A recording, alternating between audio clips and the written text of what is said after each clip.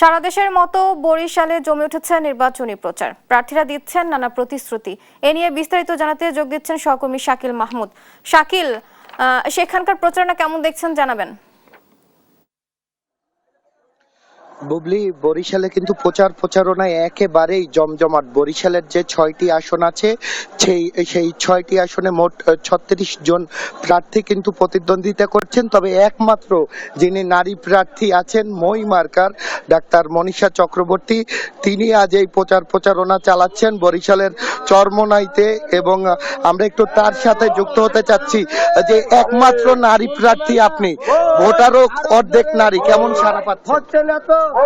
আমরা খুবই ভালো সাড়া পাচ্ছি। নারীরা তো দীর্ঘদিন ধরে পিছিয়ে আছে, সেদিক থেকে নারীদের সিদ্ধান্ত অনেক সময় আমরা দেখি যে তাদের পারিবারিকভাবে প্রভাবিত হয়, কিন্তু এবারে বিভিন্ন পক্ষের নারী বিদ্বেষী বক্তব্যের কারণে নারীরা খুবই বিক্ষুব্ধ। নারীদেরকে চাকরি করতে দেওয়া হবে না, নারীরা ঘরে থাকবে, এই সমস্ত কথাবার্তা শুনে আসলে বিশেষ করে শ্রমজীবী নারীদের মধ্যে ব্যাপক প্রতিক্রিয়া দেখা দিয়েছে। এবং আমরা সবার কাছ থেকেই খুবই দারুণ সাড়া পাচ্ছি নারী প্রার্থী হিসেবে এবং সাধারণ শ্রমজীবী মানুষের পক্ষের প্রার্থী হিসেবে। আমরা যেখানেই যাচ্ছি মানুষ আমাদেরকে খুবই আন্তরিকতার সাথে গ্রহণ করছে এবং আমাদেরকে পাশে থাকার কথা বলছে, ভোট দেওয়ার কথা বলছে। আমরা মনে করি যে একমাত্র নারী প্রার্থী বিষয়টা নিয়ে আমরা আনন্দিত নই, কিন্তু আমরা এই সংগ্রামটা করতে চাই। আমরা মনে করি নারীদের যতদিন না পর্যন্ত সমান পার্টিসিপেশন নির্বাচনের মাঠেও হবে, ততদিন পর্যন্ত এই লড়াইটা আমাদের করে যেতে হবে।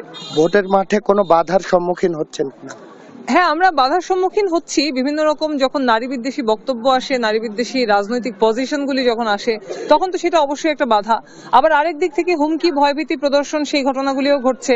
বিভিন্ন জায়গায় নির্বাচনী ক্যাম্প নিতে বাধা দেওয়া হয়েছে, আবার নেয়ার পরে যারা বসছে তাদেরকে অনেক সময় এমনকি মিথ্যা মামলা দেওয়ার হুমকিও গতকালকে কর্ণকাঠিতে দেওয়া হয়েছে।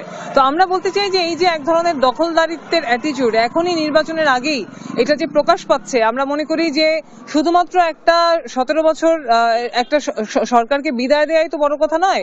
আমরা ব্যবস্থাটা পাল্টাতে চেয়েছিলাম, কিন্তু সেই স্বৈরাচারী প্রবণতা আরো অনেকের মধ্যেই আমরা লক্ষ্য করছি। আমরা কথা বলছিলাম বাসদ প্রার্থী ডাক্তার মনীষা চক্রবর্তীর সাথে। শুধু তিনিই নয়, এছাড়া বিএনপি, ইসলামী আন্দোলন বাংলাদেশের প্রার্থীরাও বিভিন্ন জায়গায় প্রচারণা চালাচ্ছে। ভোটাররা যেটা বলছে যে এবার দল নয়, যোগ্য প্রার্থীকে নির্বাচন করবে তারা। তো বরিশাল থেকে এতটুকুই ছিল আমার কাছ থাকা সব শেষ।